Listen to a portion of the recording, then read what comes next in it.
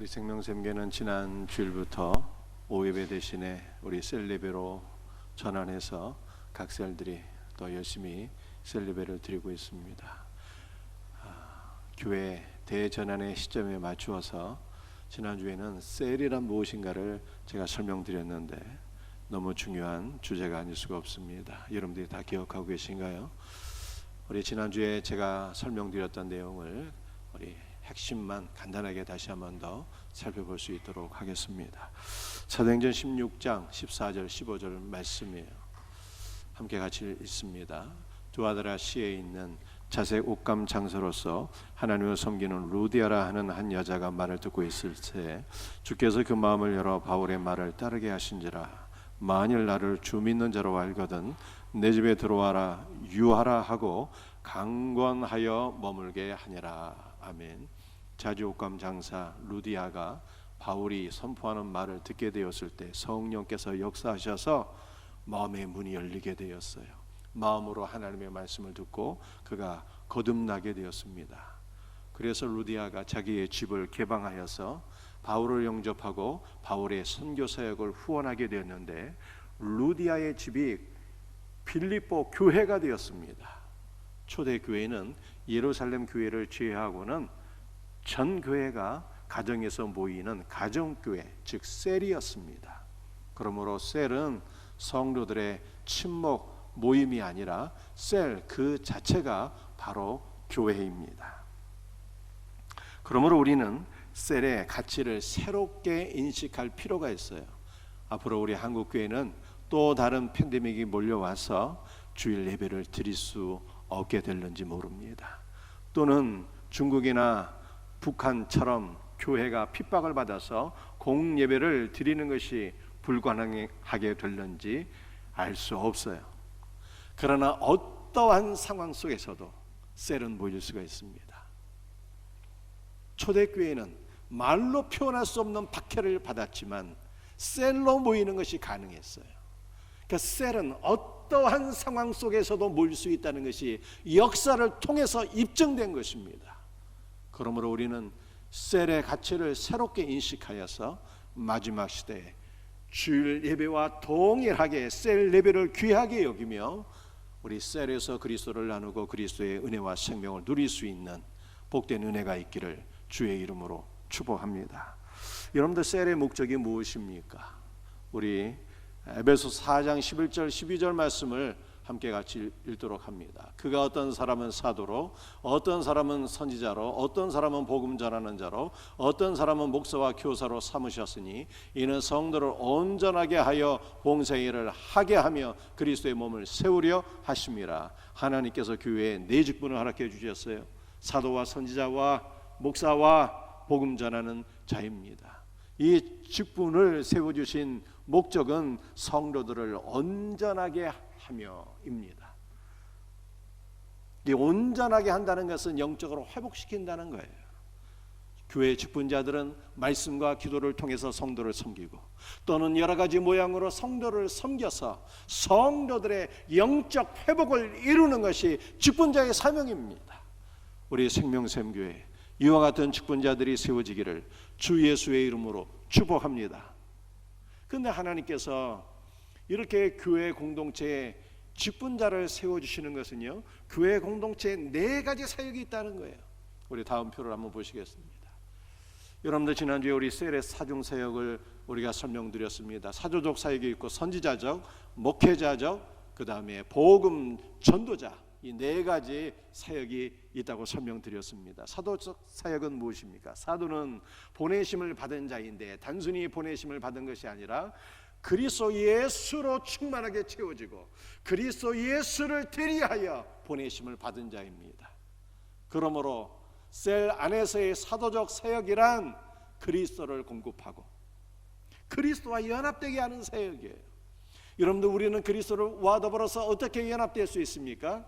그리스도를 나누면 되는 거예요. 셀 안에서 세상적인 어떤 정보를 나누는 것이 아니라 정치 경제를 논하는 것이 아니라 그리스도를 말하고 그리스도를 나누게 될 때 이것이 그리스도를 공급하는 길이요 그리스도와 연합되는 것입니다. 셀 안의 두 번째 사역은 선지자 사역입니다. 예수 그리스도는 우리를 그리스도 예수 안에서 하나가 되게 하셨어요. 교회 공동체 셀은 그리스도 안에서 하나, 한 몸이 되어야 됩니다. 여러분들 하나가 되기 위해서 중요한 것은요, 동일한 신앙과 동일한 지식을 소유하는 것입니다. 같은 말씀을 소유하게 될 때 우리는 동일한 지식과 신앙 안에서 하나가 되는 것입니다. 그러므로 셀에서는 무엇을 나눠야 되는 것입니까? 바로 주일날 선포된 말씀을 셀 안에서 다시 나누게 될 때 한 신앙과 한 지식, 한 말씀을 우리가 공유함으로 그리스도 안에서 하나로 세워지게 되는 것입니다. 세 번째는 목회자적 사역입니다. 돌봄이에요. 돌봄은 공급입니다. 머리 대신 그리스도로부터 은혜와 생명과 모든 영적인 자원을 공급받고 주님이 주신 영적 자원으로 연약한 모든 성도들에게 공급하는 것, 이것이 바로 돌봄이에요. 서로가 서로를 돌보고 한 몸 되어서 그리스도 앞으로 나아가 예배를 드리고 한 몸으로 합심으로 기도하는 것, 이게 바로 목회자적 사역입니다. 마지막으로는 복음 전도자 사역이죠. 불신자를 교회 안에 초대해서 복음을 듣게 하고 말씀으로 양육하여 다시 세상으로 파송함으로 복음을 증거하는 영적 재생산이 셀 안에서 일어나게 될 때 셀은 완전한 교회로서 하나님 앞에 쓰임받고 영광을 돌리게 되는 것입니다. 여러분들 이 사역을 누가 감당해야 되는 것입니까?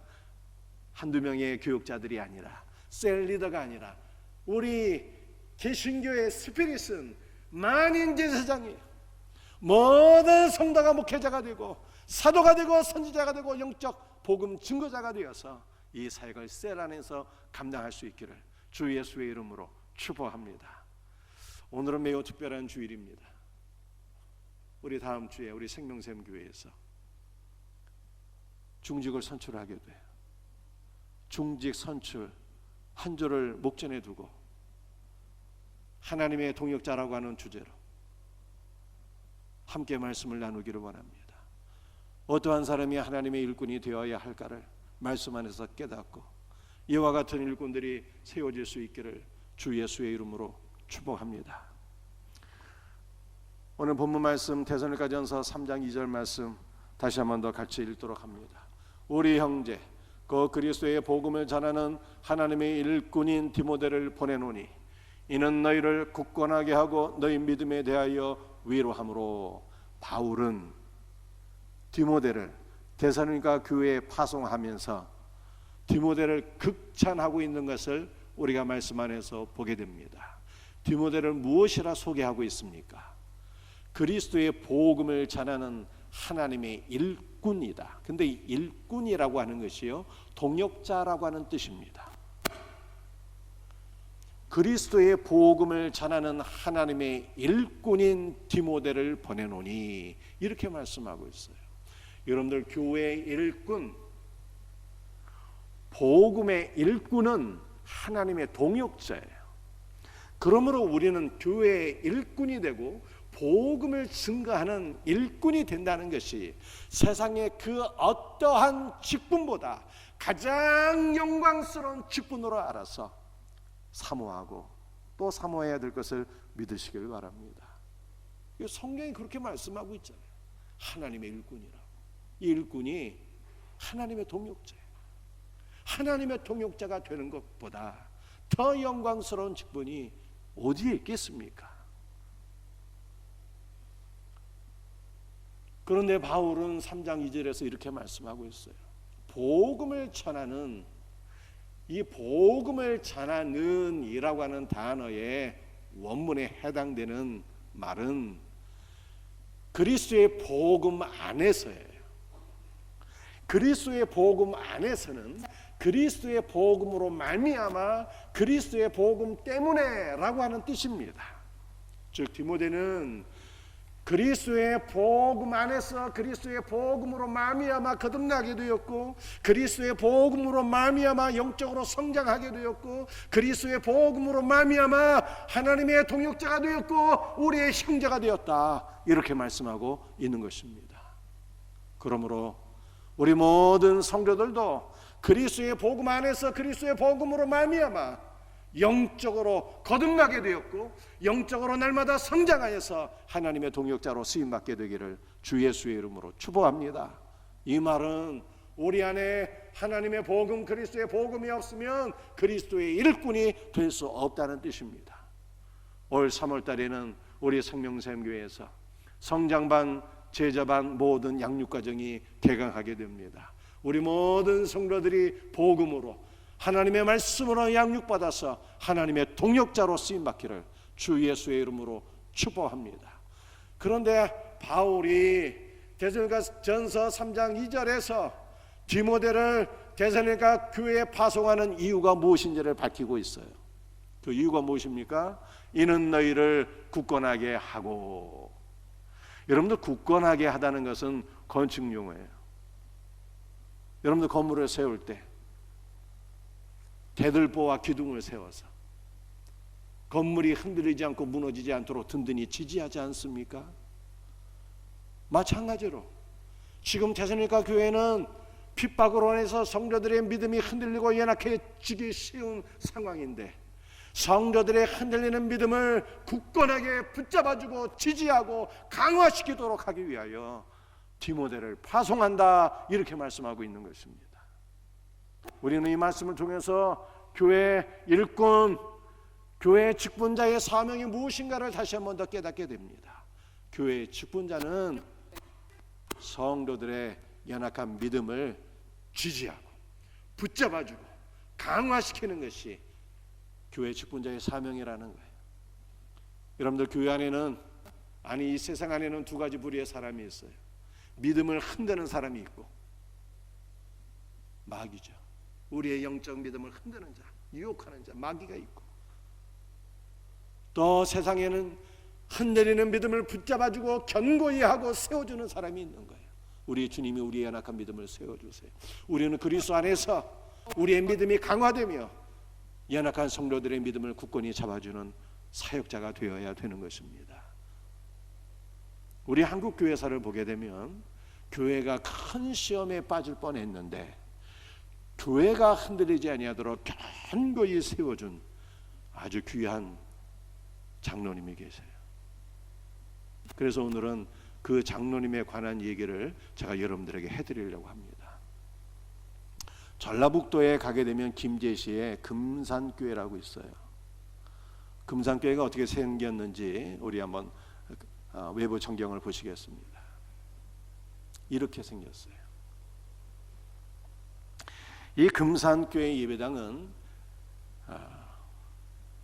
우리나라가 외환 위기에 빠지게 된 것이 1997년도 12월 달인데 1997년도에 전라북도 문화재로 지정된 예배당이에요. 한옥 예배당입니다. 이 예배당 안은 구조가 어떻게 생겼을까요? 예배당 안의 구조를 한번 보시겠습니다. 다음 그림 넘겨주세요. 이렇게 생겼어요. 여기 강대상이 있으면 세로로 직사각형형 예배당입니다. 그런데 이 예배당은 단순히 이러한 구조가 아니에요. 강대상이 있으면 강대상 우측으로 또 예배당이 하나 더 있습니다. 다음 그림 한번 보여주세요. 이렇게 세로로 직사각형형의 그 좌석이 있고 강단 우측으로 또 예배 드리는 좌석이 있습니다. 이러한 본동 구조예요. 여러분들, 조선시대에는 남녀가 유별하다 이렇게 생각했잖아요. 그래서 강단 앞쪽에는 남자 성도들이 앉아서 예배를 드렸고, 또 우측에는요 여성도들이 앉아서 예배를 드렸어요. 따로따로 서로 바라보지 못하도록 하고 그렇게 예배를 드렸습니다. 조선시대 유교적인 문화가 예배당 안에도 들어왔던 것을 우리가 보게 됩니다. 금산교회는 1905년도에 미국 선교사 테이트에 의해서 시작되었습니다. 전주에 선교 기지를 둔 미국 선교사 테이트는 말을 타고 다니면서 복음을 증거했습니다. 그런데 이분이 어느 날 전라북도 김제시 이 모악산 인근에 있는 용화 마을에 들리게 되는데, 그 용화 마을 마방에서 자신이 타고 다니는 말을 잠시 쉬게 합니다. 그런데 이 마방의 주인은 이 지역의 가장 큰 부자이며 집안 태도로 유교를 믿는 보수적인 집안의 조덕삼이었어요. 그런데 어느 날 이 조덕삼이 테이트 선교사에게 찾아와서 한 가지 질문을 했습니다. 선교사님이 우리 마을에 지나 다닐 때마다 제가 선교사님 유심히 지켜보았는데 왠지 모르게 저의 마음이 선교사님에게 쏠립니다. 선교사님은 살기 좋고 부유한 당신의 나라를 떠나서 왜 이렇게 가난하고 못 사는 조선 땅에 와서 고생을 하고 있습니까? 이렇게 질문을 했어요. 이 질문을 받고 테이트 선교사가 답변했습니다. 내가 이 조선 땅에 온 것은 하나님께서 조선을 사랑하시기 때문입니다. 그리고 오늘 당신과 내가 만난 것도 하나님께서 당신을 특별히 사랑하시기 때문입니다. 이 말을 듣고 조덕삼이 감동을 받았어요. 하나님께서 조선과 자신을 특별히 사랑하신다는 말에 감동을 받고 자신의 집 사랑채를 개방해서 테이트 선교사를 모시고 마을 주민들을 초대해서 함께 예배를 드리게 되었습니다. 이것이 금산교회 예배당이 설립된 계기가 되는 거예요. 이 조덕삼의 아버지는 조정인이고 할아버지는 조정문이에요. 이 금산교회가 예배당만 독특할 뿐만 아니라 한국 사회, 한국 교회 두 명의 걸출한 인재를 배출했는데 한 분은 장로 조덕삼이고 또 한 분은 목사 이자익이에요. 이 장로 조덕삼의 얘기를 먼저 잠시 해드리겠습니다. 아버지의 이름은 조종인이고 할아버지는 조정문이에요. 이 이름을 보니까 차현주 집사 남편 이름이 생각나더라고요. 남편 이름이 조종석이거든요. 너무 이름이 비슷해서 혹시 먼 일가는 아닌가 이렇게 생각이 들더라고요. 그런데 이 할아버지와 아버지는 원래 평안도 출신인데 중국을 오가며 무역업을 하던 매우 유명한 거상이었어요. 그런데 조덕삼의 부친 조정인은 남쪽의 드넓은 김제평야와 금산의 금강을 바라보고 마음을 빼앗겨서 자신의 전 재산을 정리하고 남쪽으로 내려와 이 김제평야 인근에 정착을 하게 됩니다.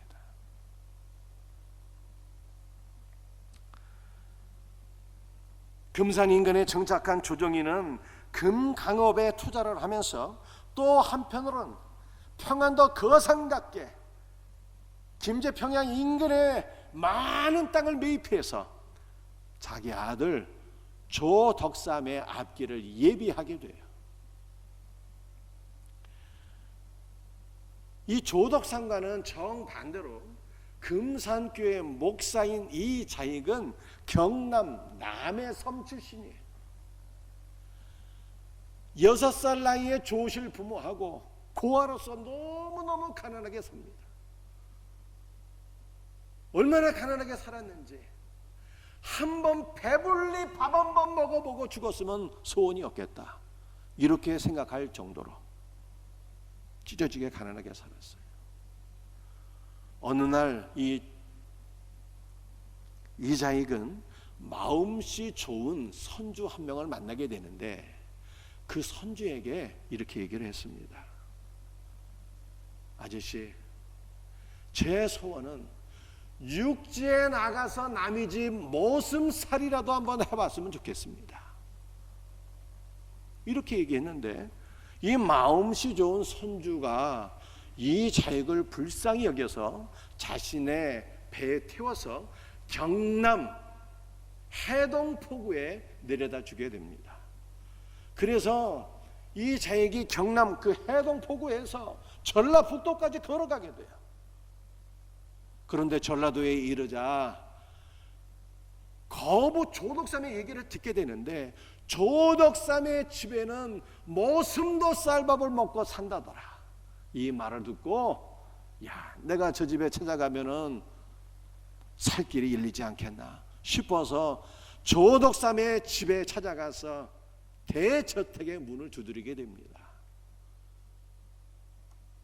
조덕삼을 만나서 자신의 사정을 하소연한 결과 조덕삼이 이 자익을 자신의 마부 겸 머슴으로 받아들이게 돼요.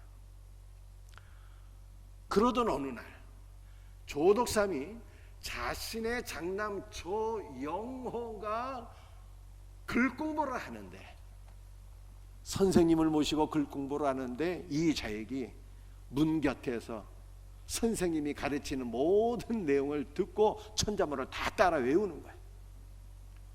조덕삼은 이 자익의 머리가 비상한 것을 알고 이 자익을요, 자신의 선생님과 선생님 밑에서, 자신의 장남 그 선생님 밑에서 동문수학을 할 수 있도록 배려를 하게 됩니다. 큰 은혜를 베푸는 거죠.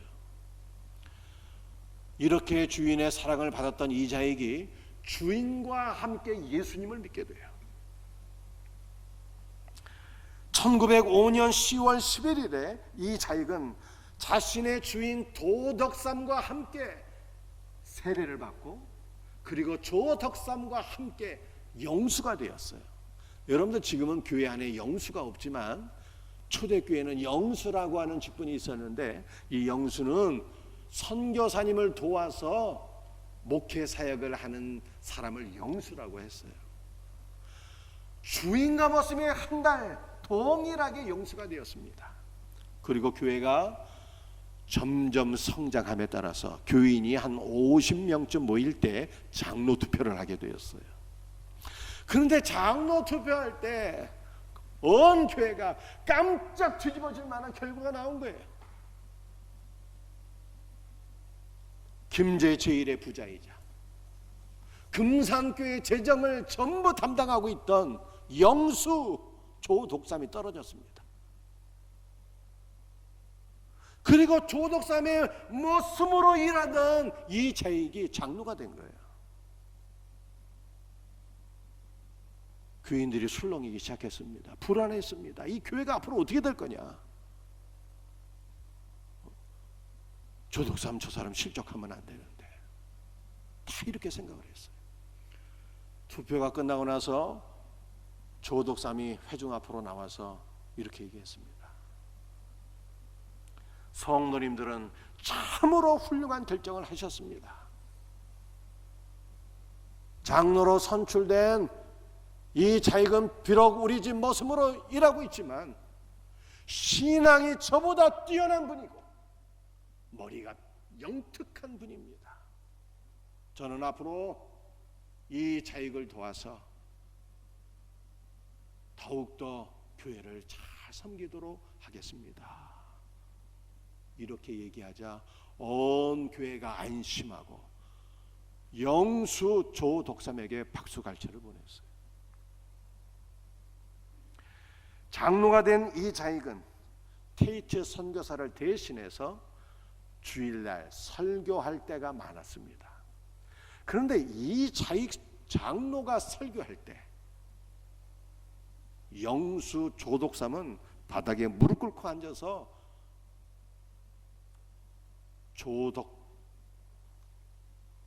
영수 조덕삼은 장로 이 자익이 설교할 때 무릎 꿇고 앉아서 그 말씀을 경청했어요.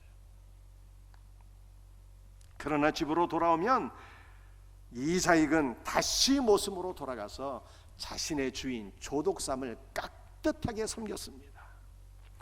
이 두 사람의 관계는 결코 쉽지 않은 일이었지만 집에서는 주인과 모슴의 관계로, 교회에서는 영수와 장로의 관계로 성실하게 각각 자기의 본분을 잘 지켰던 것입니다. 후에 조덕삼도 금산교회 2대 장로로 선출이 되었어요. 그런데 금산교회 장로인 조덕삼은 비록 자신의 집 머슴이지만 금산교회 장로인 이자익의 비범한 자질을 알아보고 그를 평양에 있는 장로의 신학교에 보내게 됩니다. 물론 평양 신학교에서 공부하는 데 필요한 모든 학비와 생활비는 장로 조덕삼이 자신의 사재를 다 털어서 후원했어요. 그리고 조덕삼 장로는 평양신학교에서 신학을 마치고 목사가 된 이자익을 금산교회 제1대 담임 목사로 청빙했습니다. 주인과 머슴이 한 교회에서 장로가 되어 함께 섬기고 주인의 후원으로 머슴이 신학을 공부해서 자신이 섬긴 교회 담임 목사로 청빙된 사례는요, 세계 교회사에서 유례가 없는 일이에요. 이 자익은 금산교회 담임 목사로 사역하면서, 이 금산교회가 우리 합동교단이에요. 이 자익 목사가 합동교단 제13대 총회장이 됩니다. 우리 합동교단 역사를 보게 되면 한 사람이 2번 총회장을 역임한 사례가 없어요. 그런데 이 자익 목사는 제13대 총회장으로 당선된 이후에 2번 더 총회장을 하게 됩니다. 3번 총회장을 역임하는 한국교회 유례가 없는 지도자가 돼요. 이자익 목사가 이와 같이 걸출한 지도자가 된 이면에는 누구의 도움이 있었던 것입니까? 장로 조덕삼의 후원이 있었던 거예요. 자기 집 머슴이지만 신앙이 뛰어나고 머리가 비상한 이 자익을 알아보고 장로로 세우고 담임 목사로 청빙하고 조덕삼의 섬김이 없었더라면 이 자익 목사는 있을 수가 없는 거죠. 교회가 시험에 빠질 만한 상황에서 성도들의 결정을 하나님의 뜻으로 받아들인 조덕삼으로 인해서 교회는 평안하게 되었고 든든히 세워지게 되었습니다. 여러분도 오늘날 한국교회는 조덕삼 같은 장로님이 필요해요. 한국교회 문제는 목사와 장로의 문제입니다. 서로 대립하고 있으니 교회가 시험에 들고 흔들리는 경우가 한둘이 아니에요. 그러나 목사와 장로는 서로 대립하고 싸우는 관계가 아니라 서로 사랑하고 동역하여서 성도를 섬기는 직분이에요.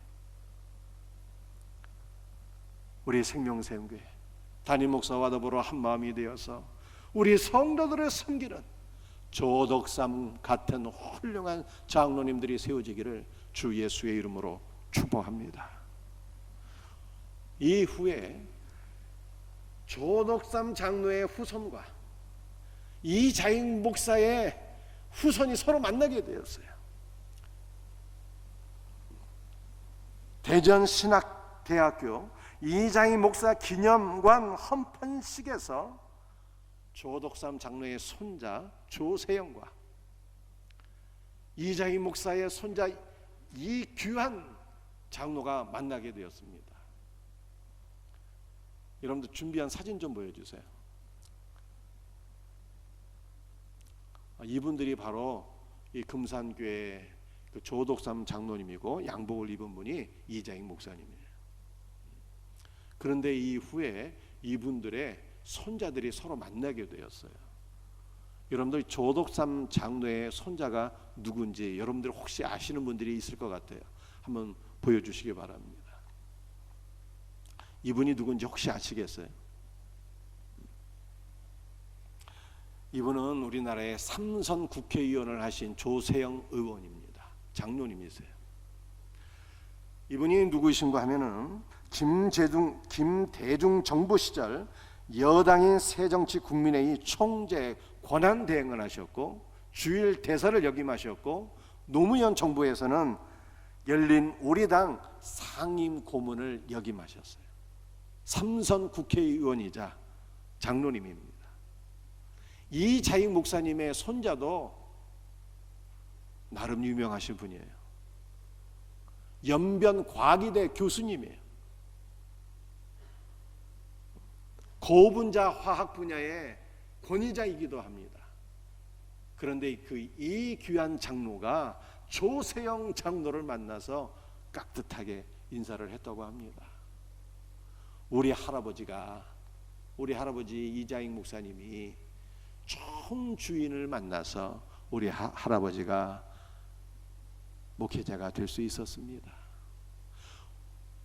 좋은 주인을 만나지 못했더라면 우리 할아버지도 없었을 터이고 나도 없었을 터인데 좋은 주인을 만나게 되었습니다.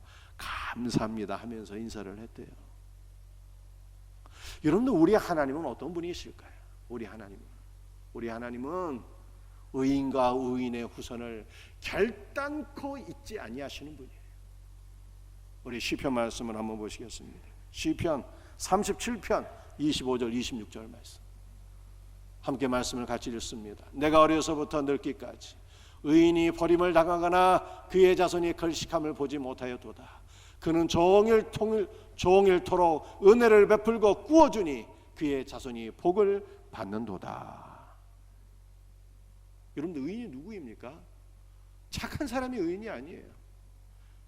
믿음의 사람이 의인이지. 여러분들, 의인이 누구입니까? 은혜를 베풀고 종일토록 은혜를 베푸는 사람. 은혜가 뭐예요? 받을 자격이 전혀 없는 자들에게 거저 은혜 선물을 주고 거저 사랑을 베푸는 거잖아요. 장로 조덕삼이 자신의 모습을 말이죠, 장남과 함께 동문수학하게 하고 장로로 세우고 목사로 후원하고, 큰 은혜를 베푼 거죠. 의인은 종일토록 은혜를 베풀고 꾸어주고 나누어주고 빌려주고 베푸는 자예요. 이러한 의인은 어떻게 되는 것입니까? 그의 자손이 걸식함을 보지 못하였다, 이렇게 말씀하고 있어요. 여러분들, 의인도 고난을 받습니다. 의인도 어려움을 당할 수 있어요. 그런데 다윗이 뭘 말씀하고 있습니까? 의인과 의인의 자손이 영원토록 버림을 당하거나 걸식하거나 파멸하거나 비참하게 사는 경우를 내가 일평생 단 한 번도 보지 못하였다, 이렇게 증언하고 있잖아요. 그러므로 우리는 어떠한 사람이 되어야 하는 것입니까? 조덕삼 장로처럼 비록 머슴일지라도 은혜를 베풀고 흔들릴 뻔한 교회를 굳건히 세우고 하나님의 뜻에 순종하는 귀한 믿음의 사람이 될 때 여러분과 여러분의 자녀 손들이 반드시 은혜와 복을 받게 될 것을 믿으시기를 바랍니다. 오늘 마지막 말씀이에요. 데살로니가전서 3장 11절이에요. 함께 말씀을 같이 읽도록 합니다. 하나님 우리 아버지와 우리 주 예수는 우리의 길을 너희에게로 갈 수 있게 하시오며, 이 갈 수 있게 하시오며, 이 단어는 똑바르게 하다, 인도하다, 이런 뜻이에요.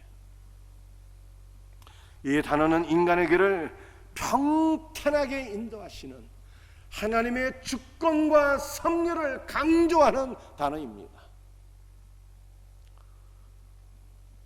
사도 바울은 자신이 3주간 복음을 증거함으로 세워진 이 빌립보 교회가 고난을 받는다는 소식을 듣고 그 교회를 향하여서 날마다 달려가기를 원했지만 여의치가 않았어요. 그래서 하나님의 주권을 믿고 의지하며 기도하는 거예요. 하나님, 제가 데살로니가 교회로 가기를 원합니다. 온 천지를 주관하시는 만왕의 왕이신 하나님께서 나로 하여금 데살로니가 교회로 갈 수 있는 길을 열어 주옵소서 기도하는 거예요. 그리고 내가 데살로니가 교회로 가는 일에 장애가 되는 모든 장애물들을 주님께서 다 제거해 주시길 바랍니다. 하나님의 주권과 섭리를 믿고 의지하며 간절히 기도합니다. 여러분들, 바울이 자신의 길을 인도하시는 하나님에 대해서 뭐라고 고백하고 있습니까? 하나님을 아버지라 고백하고 있고요, 또 예수님을 주라고 고백하고 있어요. 여러분들, 주라고 하는 단어는 여호와를 가리키는 단어예요. 예수님이 여호와 하나님이라는 거예요. 그런데 이 주라고 하는 단어는요, 바울 당시에는 온 세상에 딱 한 사람에게만 부여할 수 있는 호칭이에요. 누구입니까? 로마 황제. 주는 황제, 온 세상의 통치자인 로마 황제를 가리키는 거예요. 그런데 이 단어를 사도 바울이 예수님께 부여하고 있잖아요. 예수님께서 온 세상을 창조하시고 주관하시고 다스리시는 만왕의 왕이시라는 거예요. 그러므로 만왕의 왕이신 하나님께서 나의 삶을 통치하시고 나의 삶을 주관하시고 섭리하셔서 나로 하여금 제사장님과 교회로 향하게 하옵소서. 제사장님과 교회로 향하는 모든 장애물들을 주여 제거하여 주옵소서. 이렇게 간구하고 있는 거예요.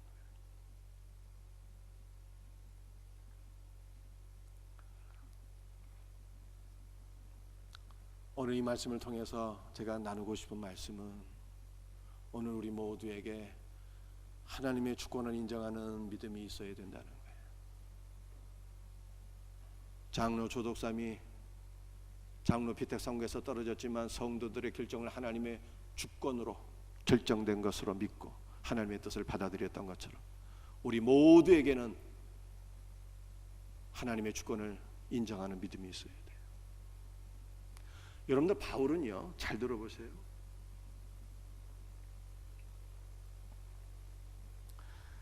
데살로니가로 가는 길에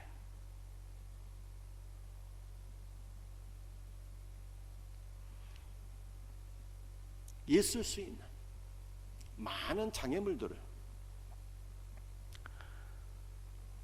피하려고 하지 않았어요. 데살로니가로 가기를 원하는데 데살로니가로 가는 길에 있는 많은 장애물들을 피하려고 하지 않았어요. 그리고 스스로 그것을 제거하려고 하지도 않았어요.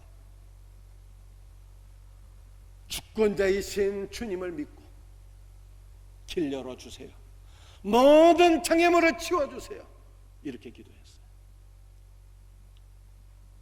여러분들, 바울이 이렇게 하나님의 주권을 믿고 하나님의 주권을 구했던 것처럼 우리는 하나님의 주권을 인정해야 돼요.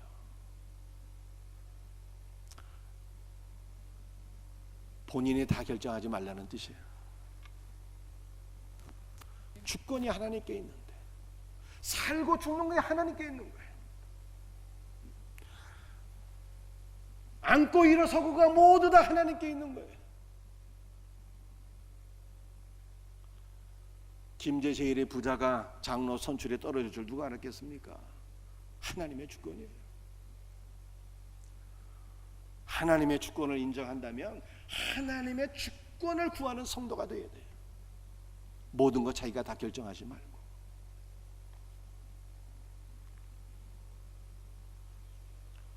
여러분들, 바울이요, 데살로니가로 가기를 원했는데 갔을까 못 갔을까? 못 갔어요. 바울 대신에 디모데가 갔습니다. 그것이 하나님의 주권이었어요. 우리는 하나님의 주권을 인정하고 하나님의 주권을 구해야 돼.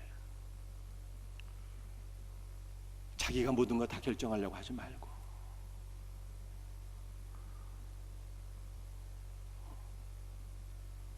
여러분들, 교회 직분을 피하는 자가 되지 마세요. 성경이 뭐라고 말씀하고 있습니까? 교회의 직분이 하나님의 동역자라고 그러잖아요. 영광의 직분이에요. 동시에 고난의 길이기도 해요. 고난의 길이라고 해서 그것을 내가 스스로 피하려고 해서는 안 돼요. 하나님의 주권이잖아요. 고난이 있다면 하나님 제거해 주세요. 주님의 뜻이라면 내가 받아들이게 하옵소서. 주님의 뜻을 구하는 신자가 되어야지.